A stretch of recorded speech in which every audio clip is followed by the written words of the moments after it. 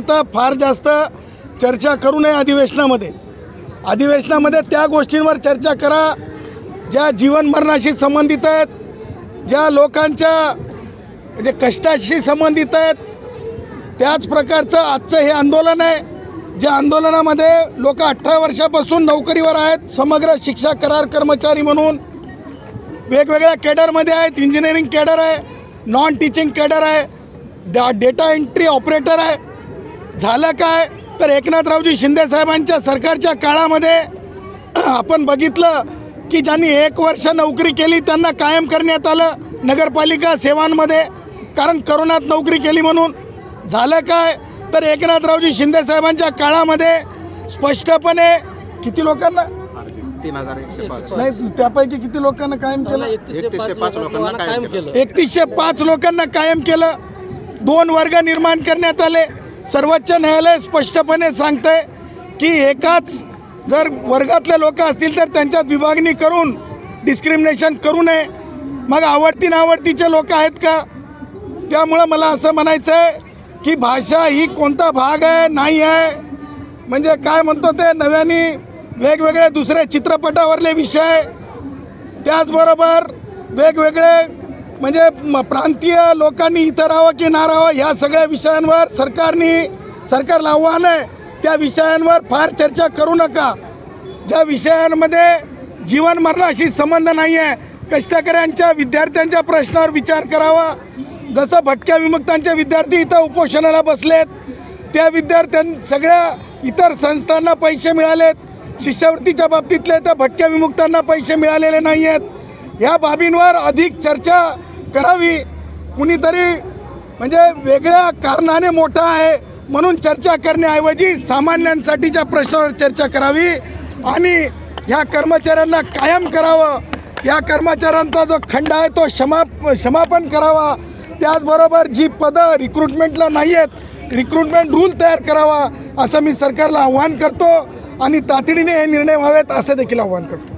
तुम्ही एकनाथ शिंदेंच्या आवडते आणि नावडते अशा पद्धतीचा आरोप नक्की केले आहे. नक्की काय आहे त्याच्यामध्ये? कोण आवडते होते, का नावडते झाले? बघा, सन्माननीय उपमुख्यमंत्री एकनाथरावजी शिंदे साहेब त्यांच्या कार्यप्रणालीवर प्रश्नचिन्ह नाही आहे, परंतु त्यांच्या हाताखाली घाटेसारखे अधिकारी होते त्या अधिकाऱ्यांनी फार गडबडी केलेल्या आहेत. एका भेटीमध्ये मी त्यांना देखील शिंदेसाहेबांना ही गोष्ट सांगितली होती की कष्टकरी कर्मचाऱ्यांमध्ये दुपळी नको, कोणत्याही अधिकाऱ्यांनी लालसा ठेवू नये.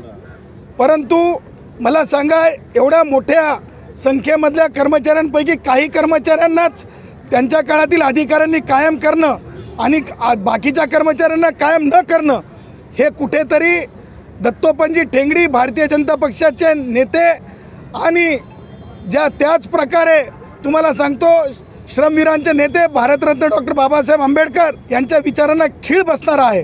त्याच्यामुळं माननीय मुख्यमंत्री देवेंद्रजी यांनी संविधानिक दृष्ट्या सर्वोच्च न्यायालयाच्या दृष्ट्या विचार करावा आणि या कर्मचाऱ्यांना कायम करावा असे मी त्यांना आव्हान करतो. सर, अजूनही पाहायला गेलं तर मुंडे असतील यांचा, धनंजय मुंडे असतील यांचा अजूनही राजीनामा झालेला नाही. विरोधक जे ते आहेत अनेकदा वारंवार प्रश्न उतरतात आपल्याला पाहायला. मी सांगतो जे विरोधक आहेत म्हणजे काय नाव ते नागपूरचे वडेट्टीवार आणि आमचा इथला ठाण्याचे आमचे आव्हाड, तुमच्या दोघांनाही सांगतो ओबीसी तुम्हाला रस्त्यानं फिरू देणार नाहीत. अशा प्रकारची चूक करू नका. आता थोडं तोंडाला आवर घाला, हे चुकीचं आहे. तुम्हाला मी सांगतो एखाद्या भटक्या विमुक्त माणसाला चार्ज फ्रेम झालेले नाहीत, कायदेशीर संहिता थोडी समजून घ्या. चार्ज फ्रेम नसताना तुम्ही कोणाचे राजीनामे मागू शकत नाहीत. मला सांगा कोर्टाने चार्ज फ्रेम केला आहे का? त्याचबरोबर सकृतदर्शनी आरोपी म्हणून पोलिसांचं त्याच्यात हे आहे का? रेफरन्शियल डॉक्टर असू शकतं, रेफरन्शियल पॉलिटिशियन असू शकतं, रेफरन्शियल पत्रकार असू शकतं, referential can't be treated as a accused हे तत्व आहे. आणि मला असं वाटतं हे तत्व सर्वांना अभिप्रेत आहे, सर्वांना माहिती आहे.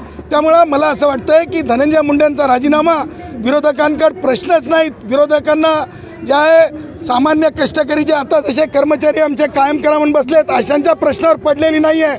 त्यांना केवळ राजकीय मुद्दा पाहिजे आणि राजकीय मुद्दा तो सुद्धा असा की ज्या मुद्द्यावर काहीच केलं जाऊ शकत नाही, ज्या मुद्द्यावर केवळ एका भटक्या विमुक्त समाजाच्या धनंजय मुंडे साहेबांवर, त्याच प्रकारे आमच्या वाल्मिक कराड साहेबांवर अन्याय होईल असंच मांडण्याची मला असं वाटतंय एक म्हणजे एक नाकामयाब हिंमत जे आहेत विरोधक करत आहेत. आज अधिवेशनाचा पहिला दिवस होता, परंतु या अधिवेशनाच्या पहिल्या दिवशी जितेंद्र आव्हाड यांनी हाताला बेड्या घालून विधानभवनामध्ये प्रवेश केला. काय माहीत त्यांना वाटत असेल की त्यांचे काही कर्म असतील ज्याच्यामुळे त्यांना हातकड्या पडू शकतात म्हणून त्यांनी आधीच हातकड्या घालून आले असतील. वाल्मिक कराड यांना जेलमध्ये VIP ट्रीटमेंट मिळते अशी देखील त्यांनी टीका केलेली आहे. मालिश करायला लोक आहेत, जेवण जातं, VC द्वारे देखील ते त्या ठिकाणी असतात. VC द्वारे कर्मचाऱ्यांशी बोलतायत, अधिकाऱ्यांची चर्चा करतायत, कार्यकर्त्यांशी बोलतात अशी देखील टीका केली. हे कोण बोलले? दानवे बोलतात आणि आव्हाड पण बोलतात. दानवे आणि आव्हाड काय तिथं आता म्हणू नये, ब्रीच ऑफ प्रिव्हिलेज समजू नये, ते काय तिथं काय हवालदार आहेत, बाबाजी आहेत काय तिथं जेलमध्ये? अरे काहीतरी तारतम्य पाळा. माहिती आहे का जेलचा अर्थ?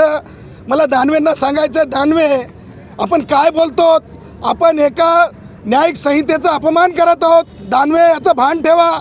तुम्ही एक पब्लिक सर्वंट आहात दानवे. तुम्हाला माहीत आहे आरोपी जेलमध्ये असतो तेव्हा तो सरकारच्या कस्टडीत नसतो. दानवे आरोपी सरकारच्या कस्टडीत नसतो, तो ज्युडिशियल कस्टडीमध्ये असतो. त्याच्यामुळे काहीतरी तारतम्य ठेवा.